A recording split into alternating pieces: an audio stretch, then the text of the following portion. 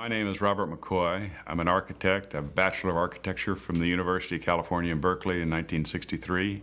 Been licensed in California since about 1964. From about 1965 until about 1985, most of my experience has been in high-rise, multi-story steel buildings. The first major high-rise building that I was involved with was the headquarters for Pacific Gas and Electric Company in San Francisco. It's a 34-story building, about 1,250,000 square feet in the high-rise portion, about the same time that that the World Trade Center was designed and built in New York. In fact, we corresponded with the Yamasaki's office at the time to discuss certain aspects of their building and ours. Both buildings were designed, for instance, to resist the impact of an airplane flying into them. While with that firm in San Francisco, Herzog & Knowles, I also participated in the design of 575 Market Street, a building for Standard Oil, one of their headquarters buildings. It was 44 stories. 100 Pine Street, which is 34 stories. And following PG&E, I finished up the final design, redesign, and construction of the St. Mary's Hospital and Medical Center in San Francisco. Following that stint, I was in private practice for a period when William Pereira acquired my firm to give him a presence in San Francisco. He had a couple of high-rise buildings to do, one of which was One Sansom, which was initially designed as a 54-story building, subsequently reduced to about 44 stories when Citicorp came into the project.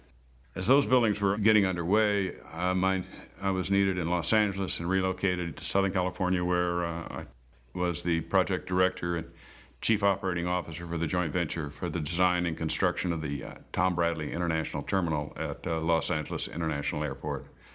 That building is about 1 million square feet. It depends upon where you measure it, but it's a good, solid 5-story steel frame building. A given footprint on the departure level, for instance, is in excess of 3 football fields side by side. It's a pretty good size open-air steel frame building.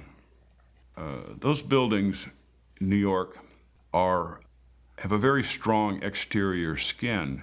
The columns are 3'4" on center, and they're about 14 inches wide. There's about a 42-inch spandrel at each floor of steel. So the net opening where the window is, by the time you discount the fireproofing and the rest of it, is 40 or 50% of the exterior skin.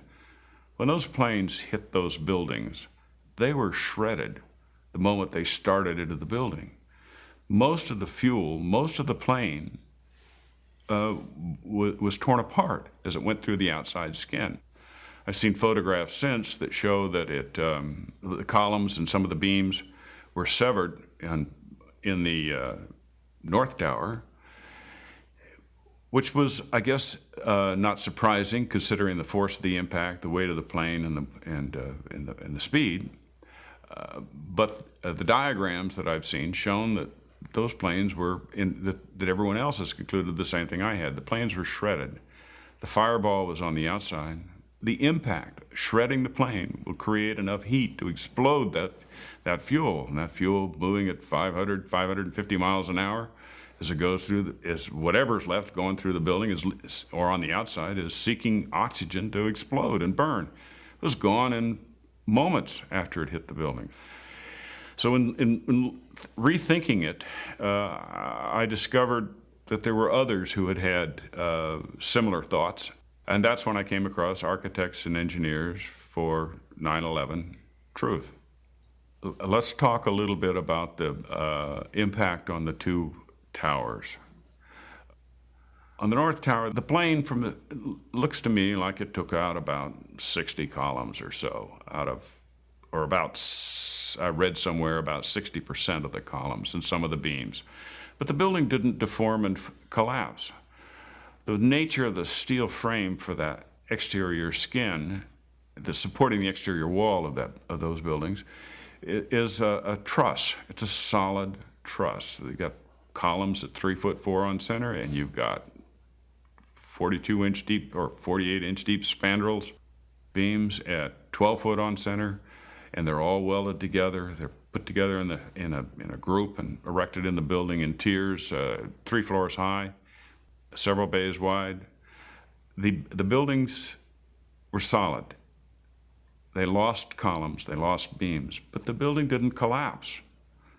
On the south tower, the building hit pretty well towards a corner and took out the columns along one wall, and it began to cave in, and the building, as we saw in the videos, the top leaned over and began to twist, and then before it started down. Now we have the mass of that building from up above coming down in strong, it's going to begin to impact the whole building as it comes, as everyone has described. But it's going to come down in a pancake fashion, in a staccato kind of a way. Bang, bang, bang, bang, bang as it comes. It's not going to come as a smooth fall. You're going to see puffs of pulverizing concrete. Each time a series of floors hits another floor.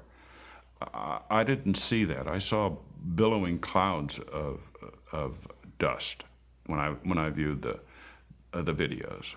Now keep in mind that the steel that's supporting this building in the middle is very strong.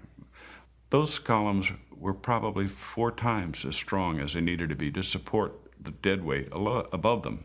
So now you have this building coming down in a staccato pancaking effect, or that's what we're led to believe, and the columns below just simply not there, not resisting it, not stopping it. And they came all the way to the ground. From what I understand, the buildings actually accelerated as they came down, meaning they were not getting resistance from these massive columns in the center of the core of this building. The core of this building was very heavy. True, it was a lot of holes, mostly voids, but it had beams in all directions, and it had columns on a fairly regular spacing, something on the order of magnitude of 33, 35 feet on center, some of them closer together than that. So it's accelerating as it's coming down. There's not meeting resistance from all of the columns, these massive columns inside the building. And when you get to the bottom of the building, they're huge columns, huge. Where were those columns? Why weren't they resisting and punching through the mass of the building coming down from above? Where were they?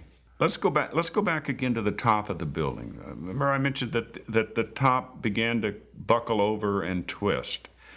If this building were truly severely damaged at the floors where the plane went through, and came down as an intact block above that, I would have expected that continuation, the twisting and the tipping to have continued. I really would have expected the top section to have continued to veer off in the direction it was headed. It would have gone over the edge and started down top first. That didn't happen. So when we returned to building 1, the first notice of failure appears to be the television antenna on top coming down into the building. It's coming down in the middle of the building where the building is mostly holes for elevators and duct shafts and pipe shafts and that sort of thing. There's nothing in the middle of the building to burn. How did that steel soften enough to allow the television mast to sink almost straight down into the building, and then the building began to collapse? Next, when we talk about Building 7, our building wasn't hit by a plane. We're told that there were fuel tanks to run emergency generators. The fuel wasn't according to the NIST study, wasn't a contributing factor to the collapse. Their theory is office furnishings. Well, the photos don't seem to show that the building was burning all over. The photos that I've seen seem to indicate that that there were isolated fires scattered around the building and not the whole building burning. NIST would have us to believe that these were was a typical office fire, scattered office fires, if you will, that brought this building down, that burned for a period of 6 hours or so. Typical office furnishings, and isolated office furnishings would burn for 20, 30 minutes or so, and spread over time and burn out in one area, begin to burn more in another area as the fire spread. In a building like this, it would have, for it to have burned 6 hours, it would have had to burn through quite a number of floors. It would have been visible on the outside as the fire leapt from floor to floor going up, as it has been in other buildings, like First Interstate Tower and when it burned in Los Angeles.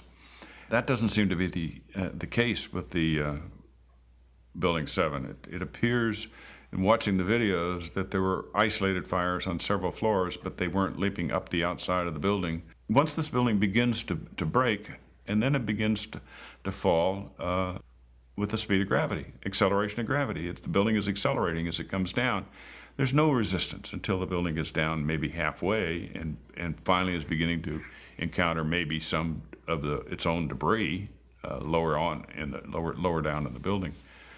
But it still comes to the ground in a very short order. And when it's all finished, the outside walls from the lower floors are piled one on top of the other right in the middle of the building.